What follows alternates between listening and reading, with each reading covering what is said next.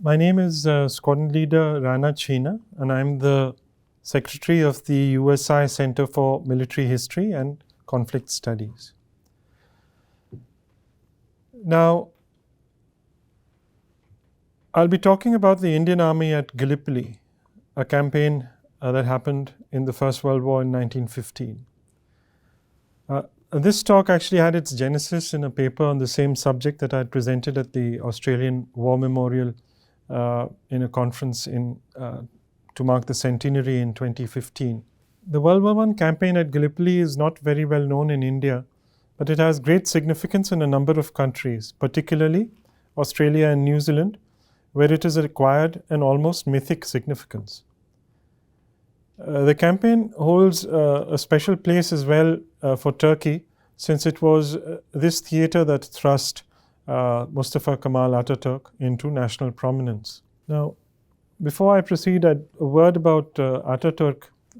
He was described as the greatest leader on the Eastern Front, and it's not without reason that the English official historian presents the comment, I quote, "Seldom in history can the exertions of a single divisional commander have exercised on 3 separate occasions so profound an influence on the course of a battle, but perhaps on the fate of a campaign and even the destiny of a nation."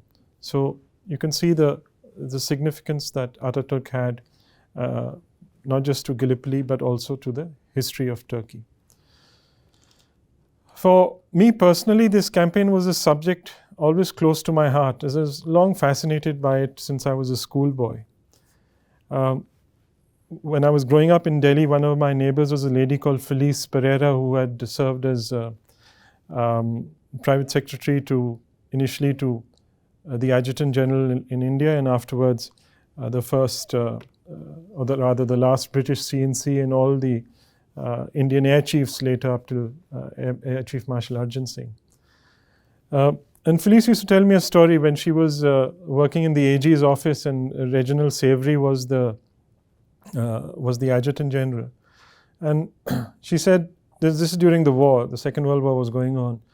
And she had standing orders from Savory, and she said there was an old soldier who used to come to visit him occasionally. And her instructions were that any time he came, no matter who was in the waiting room, he was to be ushered into the general's office. So one day, her curiosity got the better of her, and she asked him. She said, "General, I just wanted to ask who is this individual?" And she said he had just one line answer. He said, "He saved my life at Gallipoli." So, of course, Reginald Savory was the only surviving officer of the 14th Sikhs at the Third Battle of Krithia, but I'll come to that a little later.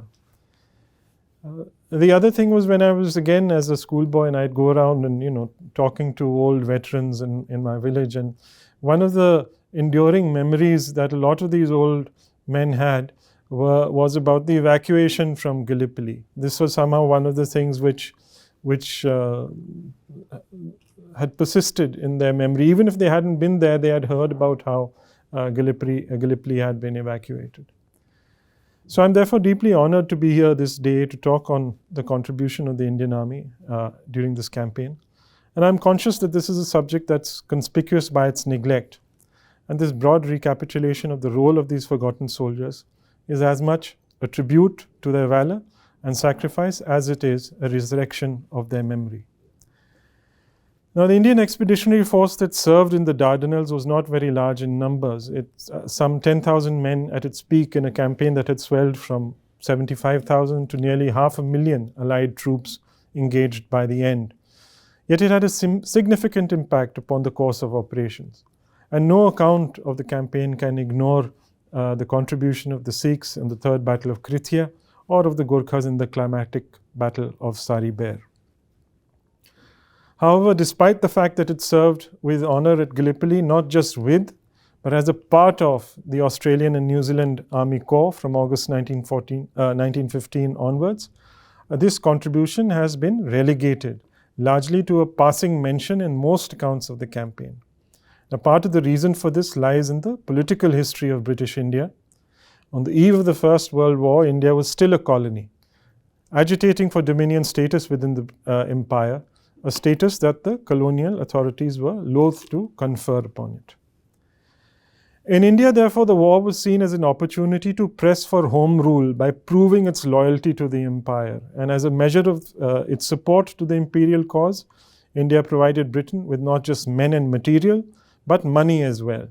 Apart from the 1.44 million men recruited and the about 1.38 million men sent for service overseas, India also bore the cost of these troops, which were being used largely for imperial rather than Indian purposes. And in 1917, she made an outright gift of £100 million towards the cost of the war. The British Indian Army, often derided as a mercenary force by educated nationalists in a veiled attack on British policy in India and on the British presence itself, was to serve with distinction in nearly every theatre of the Great War. However, in spite of India's sterling contribution to the war effort, it would be nearly 3 decades before her demands for political representation, by then hardened from home rule to complete independence, would fructify. And by then, of course, world events were to be overtaken by yet another world war, and with Indian independence, the regiments and batteries that had served on Gallipoli were split between 3 armies, those of India, Pakistan, and Great Britain. And the memory of those soldiers who had served a now discredited empire were all but forgotten in the post-colonial world. So the lack of a political identity in 1915 thus served to rob Indian soldiers not just of an acknowledgement of their role or a commemoration of their sacrifice, but also of their place in history. Now, while I don't intend to discuss the grand strategy of the Dardanelles campaign, I shall very briefly go over the broad objectives and the significance of the venture, also known to history as a litany of what-ifs and missed opportunities. However, that's a subject in itself, and by and large, the follies that preceded the campaign and the missed opportunities that accompanied it are largely treated with a Nelson's eye in this talk, unless they impacted directly upon the fortunes of the Indian detachments on Gallipoli. Now, from first to last, the whole object of the Gallipoli campaign was to get a squadron of British and French warships through the Straits of the Dardanelles into the Sea of Marmara, and therefore on to Constantinople. This was initially launched to relieve the pressure on the Russians in the Caucasus, and it was expected that the fleet would be able to destroy the Turkish ordnance factories upon which the Turkish armies in Asia were dependent, and that the appearance of the fleet would lead to the capitulation of Constantinople, and therefore force the withdrawal of the Ottomans from the war. The campaign was the brainchild of none other than Winston Churchill, then the first Sea Lord of the Admiralty, and it was intended to be solely a naval effort. And it was only after the Royal Navy failed to force a passage through these straits that the army was entrusted with the task of capturing the peninsula in order to silence the shore-based guns and allow safe passage to the fleet. This, short and simple, was the rationale behind undertaking this campaign. The tragedy of Gallipoli was that despite its great potential and grand objectives, it was seen as a secondary theatre to the main war effort in France, and it was consistently pursued as such. Now, if you look at the map, you can see the Gallipoli Peninsula with the Dardanelles Straits to its east. The 2 shaded portions are the areas that were occupied by the Allies. The tip of the peninsula was called Cape Helles, while the other portion to its north came to be known as Anzac, since it marked the part occupied by the Australian and New Zealand Army Corps. As far as India was concerned, events in the Dardanelles were more directly linked to domestic security issues rather than grander imperial strategic concerns.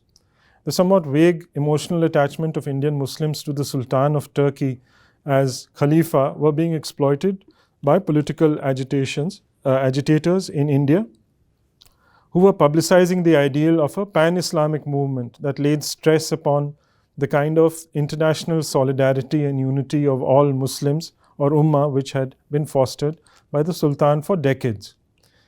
The Viceroy of India, Lord Hardinge, noted with concern early in 1915 that if the Allies suffered any more reverses in the Dardanelles, he feared serious results in India.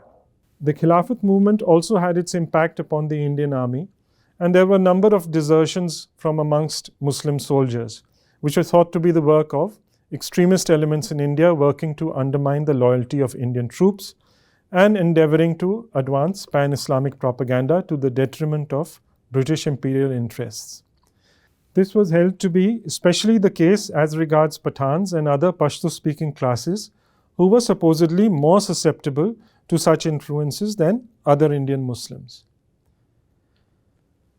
Now, as the German General Hans Kahnglaser, who commanded a Turkish division at Gallipoli, had wryly remarked, and I quote, "Seldom have so many countries of the world, races and nations sent their representatives to so small a place with the praiseworthy intention of killing one another," unquote. Hence, along with the Australians, New Zealanders, Maoris, British, Zionists, French, Senegalese, Turks, and the Germans, among others, India added some of the finest classes of its fighting men to the mix at Gallipoli.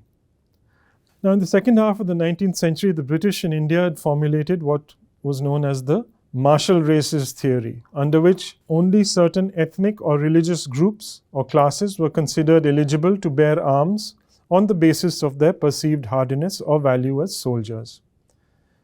The Indian Army was accordingly organized into units consisting of class companies or squadrons, each unit with its own distinct composition. An important aspect of this classification was loyalty to the empire, since the British were taking no chances after the Sepoy Mutiny of 1857, when a large portion of the Indian Army revolted against colonial rule.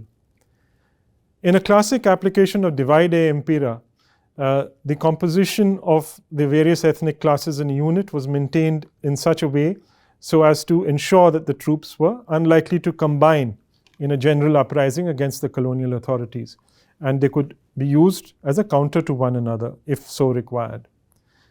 A few favored communities were enlisted into single or pure class regiments. These were often the crème de la crème, since they exuded enormous clan spirit, and the homogeneity generated by the close-knit Indian regimental system, where son followed father into the same regiment, ensured that very high standards could be set and obtained under dedicated officers. Indian units that served on Gallipoli therefore were composed of soldiers from various ethnic groups or classes comprising Sikhs, Punjabi Muslims, Punjabi Hindus, Brahmins, Rajputs, and Gorkhas. However, this class system of organization had its drawbacks as well. With the entry of Turkey into the war, it was not considered prudent to send units with a significant proportion of Muslim troops into action against the Turks on the Peninsula. As a result, two of the original battalions of the Indian Brigade, the 69th and 89th Punjabis, which had landed at Helles on the 1st of May, were withdrawn from this theatre within a fortnight and sent on to fight in France. These two battalions were amongst the oldest units of the Indian Army. They had a high proportion of Muslim troops, the 69th having 4 companies of Punjabi Muslims, while the 89th had 3. In those days, battalions had a 8-company composition. Both units subsequently served with distinction and without compunction against the Turks in Mesopotamia. A Punjabi Muslim Rajput soldier of the 89th winning the Victoria Cross near Saniat in April 1916. Now, apart from the political considerations relating to operational deployment, the class company system, with its narrow recruiting base, also encountered severe problems of replenishment of manpower due to the very heavy war wastage on a scale that was both unprecedented and unanticipated. The totally inadequate system of reserves completely broke down, as did the localized regimental recruiting. And the manpower demands of the Great War led to an expansion of the recruiting base for the duration of the war at least. And it simultaneously raised the level of awareness and expectations of a large section of the Indian public regarding the very significant role of the Indian Army in imperial defense and the political concessions that they hoped would follow as a result. Now, during the war, India functioned as a as an imperial strategic reserve. The global nature of its commitments is exemplified by none other than the 89th Punjabis, turned away from Gallipoli to fight the Germans in France. This battalion had the distinction of serving in more theatres of the war than any other single battalion in the Commonwealth. Having sailed from India in November 1914, by the time it returned home in September 1920, it had served in Southwest Arabia, in Egypt, in Gallipoli, in France, in Mesopotamia, on the northwest frontier, in Salonika, in the Caucasus, and finally at Constantinople with the Army of the Black Sea. The Indian Army was represented at Gallipoli by the 7th Indian Mountain Artillery Brigade, an Indian Mule Corps, a medical establishment, and the 29th Indian Infantry Brigade. The infantry served in the Helles area from the 1st of May till the 10th of July, being transferred to Anzac after a brief period of rest and reorganization on the island of Imbros, just in time to take part in the August offensive. While the artillery landed with the Anzac and shared all the travails and vicissitudes of that corps from the day of the first landings on the 25th of April till the final evacuation in December. Now, I shall very briefly go over the role played by each of these components at Gallipoli. Now, after the Great Uprising of 1857, the British had disbanded all Indian artillery except the Indian mountain batteries. The 7th Indian Mountain Artillery Brigade that proceeded to Gallipoli from Egypt was composed of the 21st Cohort and the 26th Jacobs Mountain Battery, manned by Sikh and Punjabi Muslim gunners. The latter were the only allied Muslim troops in action against the Turks on the Peninsula. The brigade was a complete formation with ammunition column, field ambulance section, ordnance field park, supply section, and a post office. The batteries were armed with 10-pounder breech loading screw guns, which were brought into action disassembled on a 7-mule gun line, which you can see on the slide. Each battery had 6 guns organized into 3 sections. The Indian mountain batteries, as I mentioned, served throughout the campaign on the Peninsula without even a day's relief as an integral part of the Anzac, and 26th Jacobs Battery prided itself as being the first in and last out amongst the artillery units on Gallipoli.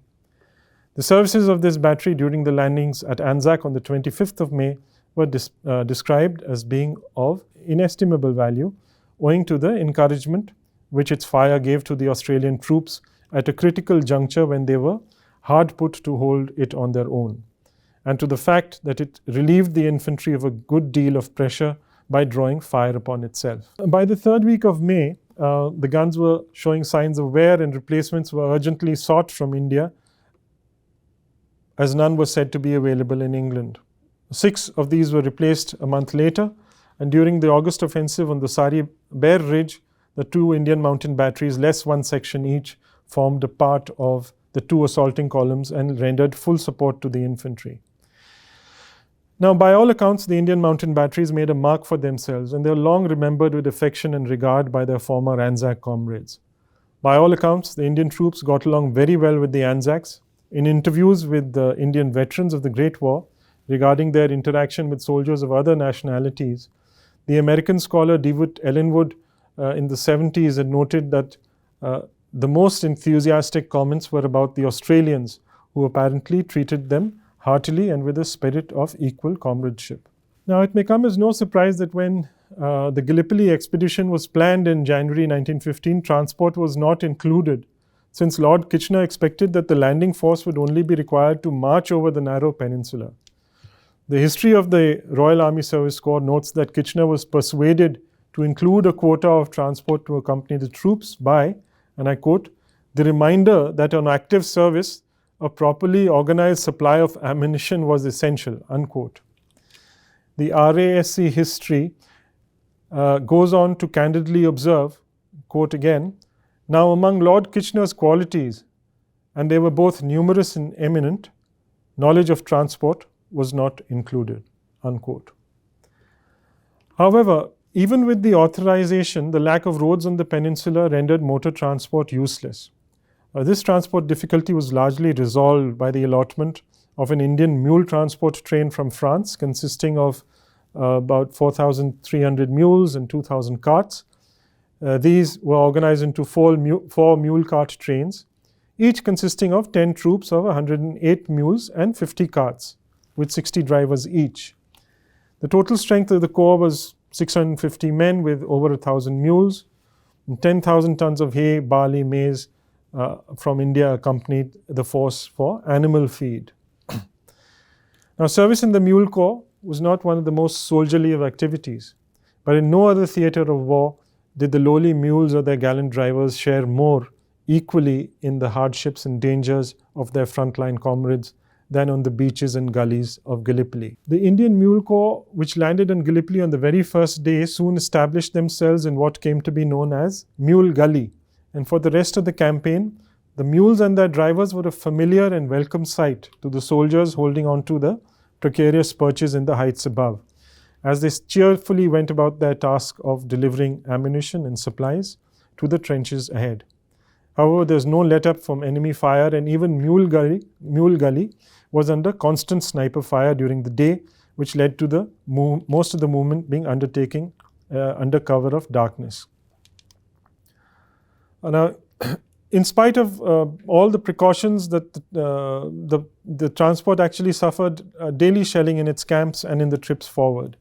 The entire stretch of the track from Mule Gully up to the first line Mule Camp was under direct enemy observation and fire, and every convoy was machine gunned. On the up trips, the drivers would stack their loads on the exposed side, and they'd hunch behind this flimsy cover. But on the return journey, even that protection wasn't available, and it's said that it wasn't uncommon to see mule and driver dashing at full gallop across particularly bad stretches. And at Anzac alone, the transport suffered 177 personnel and 858 mules killed and wounded. When the force was finally withdrawn from the peninsula under cover of darkness in December 1915, 50 of the best squeaking carts were used in the last convoy before evacuation to give the impression that the animal transport convoys were operating as usual. And before embarking, unfortunately, a large number of mules and horses were shot in their standings to prevent them from falling into the hands of the enemy. Following their evacuation from Gallipoli, the mule transport returned to India for further deployment with IEF-D in Mesopotamia. The main fighting component was, of course, the 29th Indian Infantry Brigade. And although apparently overawed by the personality of Lord Kitchener, his former CNC, the GOC of the Mediterranean Force, General Sir Ian Hamilton, was conscious of the inadequate size of the force at his disposal for the task at hand. And although he was extremely reluctant to ask for additional troops that were required, he did provide himself with a safety margin by requesting for one Gorkha brigade from Egypt, in exchange for which he offered to leave 4 mounted brigades behind. Now, Ian Hamilton had done most of his service in India, during which time he had developed an admiration for the Gorkhas and was not slow to realize that they would be ideally suited for warfare in the hilly Gallipoli terrain. In a letter to Lord Kitchener in March 1915, he said, and I quote, "I am very anxious, if possible, to get a brigade of Gorkhas so as to complete the New Zealand divisional organization with a type of man who will, I am certain, be most valuable on the Gallipoli Peninsula. The scruffy hillsides of the southwest faces of the plateau are just the sort of terrain where these little fellows are at their brilliant best. Egypt, in fact, so far as I can make out, seems stiff with troops, and each little Gork might be worth his full weight in gold at Gallipoli," unquote.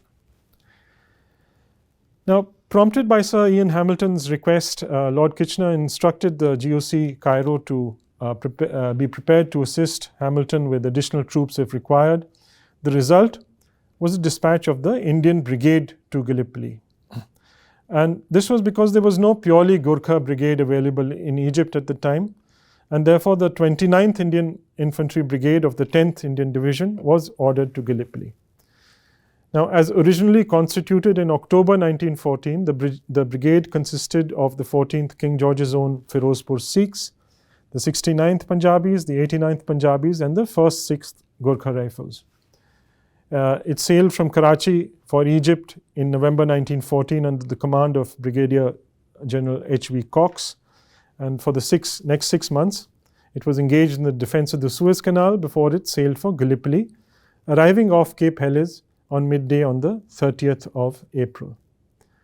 Disembarking at V Beach on the 1st of May, it was attached as an extra brigade of the much depleted 29th Division of the British Army, and it moved into the front line on the 9th, relieving the British 87th Brigade on the extreme left of the line. And it occupied this sector throughout its stay at Helles. Now, the first significant action of the brigade was the capture of a feature known as Gorkha Bluff on the 12th of May, thereby extending the line of the Allied defences down to the sea.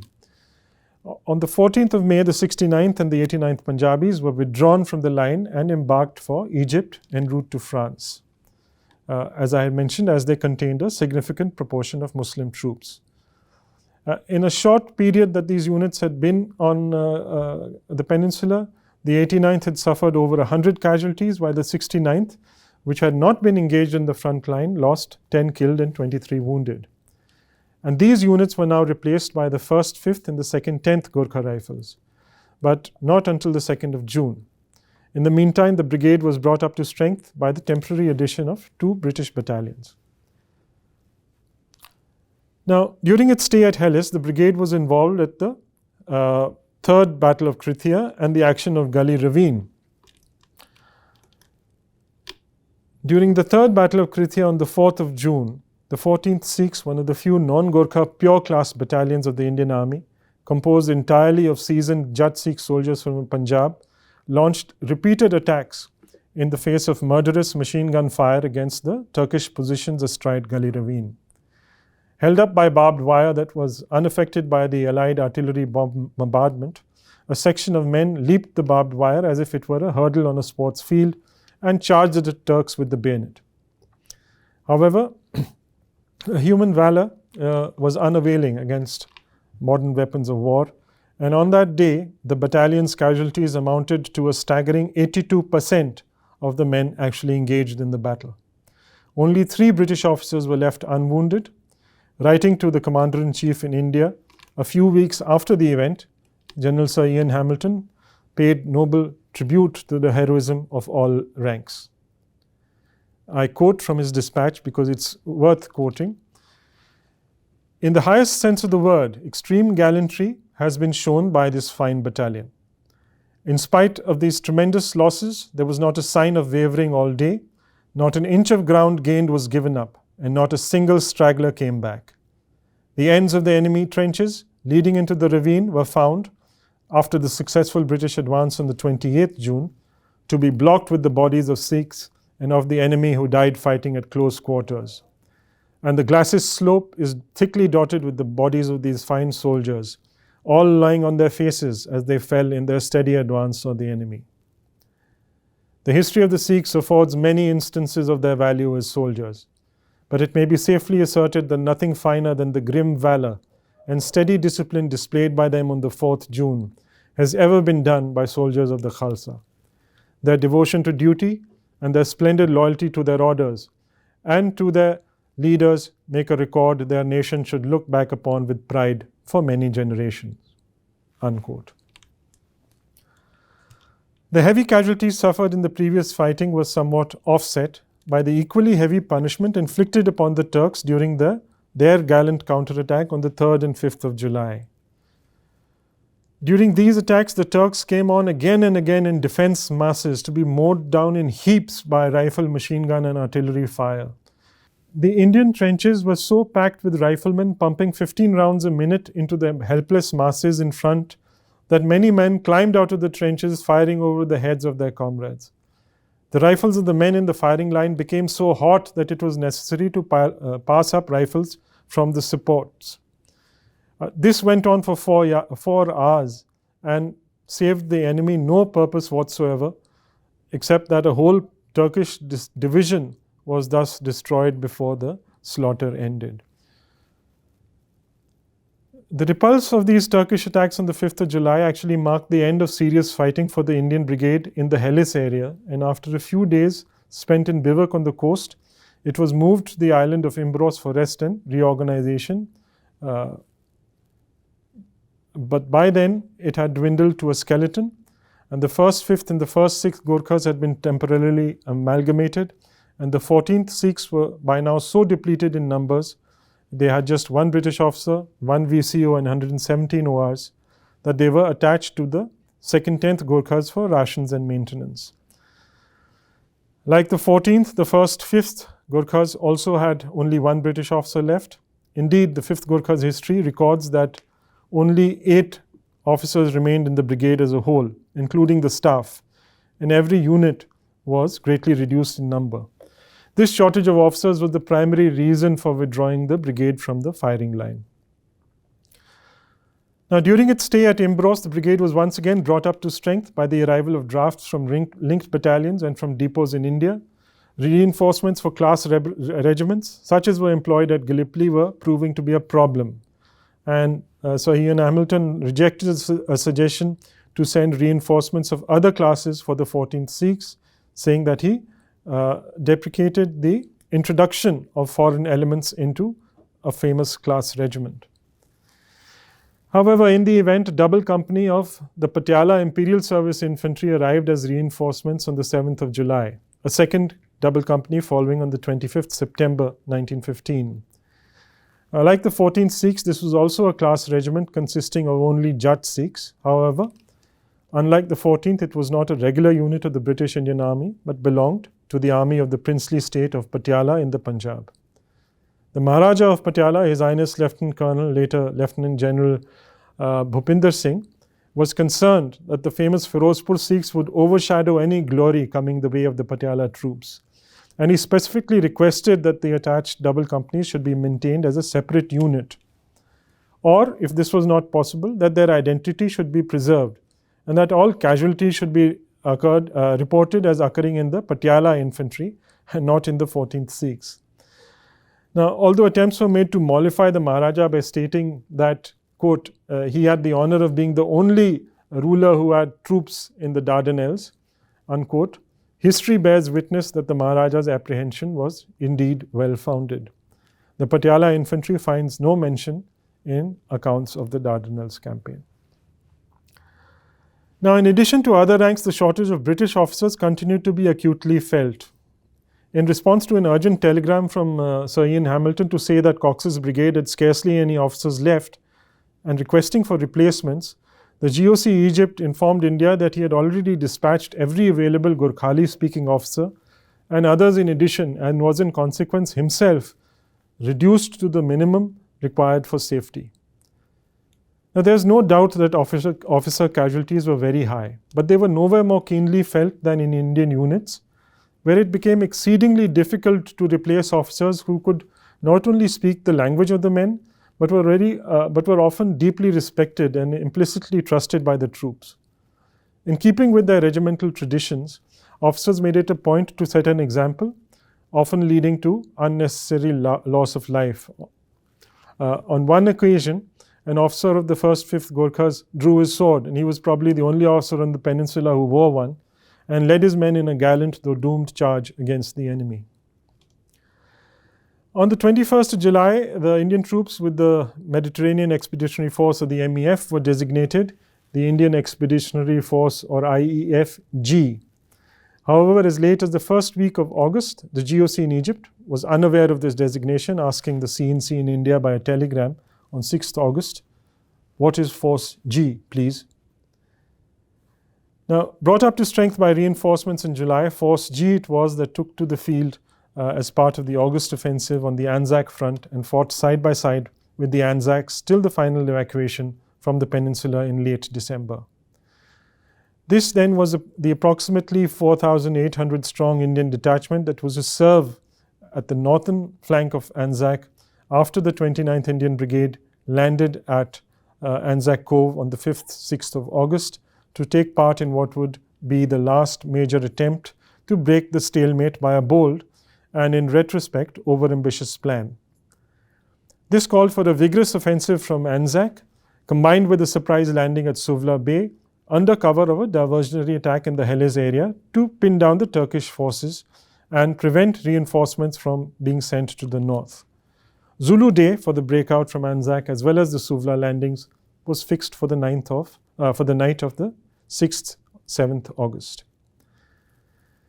Now, while I'm not going to discuss the course of the Battle of Sari Bair, its climax took place on the morning of the 9th, when the Great Ridge was crested for the last and final time by any Allied troops in the campaign. And this occurred when the 6th Gurkhas and small detachments from 2 British battalions, led by Lieutenant Colonel C.J.L. Allinson, CO of the 6th, charged up the slope as dawn broke over Asia, and for a short while beheld the object of their offensive in their sight. John North, in his book Gallipoli, The Fading Vision, notes that, and I quote, "The lonely advance of these British and Gurkha skirmishers to the crest of the ridge when the battle was already lost must always remain one of the most gallant episodes in the whole campaign." As the Gurkhas with 3 companies of British troops got onto the top of the ridge and drove the Turks from the crest, they then advanced on the enemy retreating down the opposite slope. Unfortunately, just as they had gone 300 yards on the reverse slope, they were suddenly hit by a salvo of artillery shells, which, combined with heavy fire from the direction of another ridge nearby and a Turkish counterattack, drove them from the summit. They were eventually rallied on the line held the previous night, all British officers of the first 6, except the medical officer, becoming casualties. The main attack, which should have taken place, did not develop until much later, by which time it was fairly evident that the attack would not succeed, and permission was obtained to hold and consolidate the line on which the troops stood. However, the battle for Sari Bair was by now lost, and strong Turkish counterattacks, for which Mustafa Kemal Ataturk was largely responsible, managed to push the Allies to a line along the lower slopes of the Great Ridge, which was entrenched and held till the end of the campaign. The Indian Brigade was further actively involved in the subsidiary action on Hill 60 on the 21st of August, which was the last battle of any magnitude to be undertaken by it on the Peninsula. And after that, the entire line settled down to a routine of trench warfare. And the Indians thereafter held a front on the extreme left of the Anzac defenses, and it remained in these positions till the final evacuation on the 20th of December. Now, paradoxically, this was the most successful of the Allied operations during the campaign, executed with meticulous planning and accomplished with a measure of success beyond expectation. The evacuation of Gallipoli, as I mentioned earlier, was to become one of the Punjabi soldiers' defining memories of the Lam Ki Ladai, or the Long War. The tales of guns fitted with water-controlled mechanisms that enabled them to fire long after the morchas or trenches were empty, ranked with those of the ill-fated garrison of Kotalamara, where the troops were reduced to eating horse flesh in order to survive. Now, in conclusion, at Gallipoli, the Indian contingent, in common with the rest of the British force, was short of most of the equipment required for the type of warfare it was committed to. There were shortages of machine guns, of artillery shells, and the guns and ammunitions were not suited for the short ranges over which they had to be employed. An acute shortage of grenades caused numerous avoidable casualties in the close proximity combat at Helles.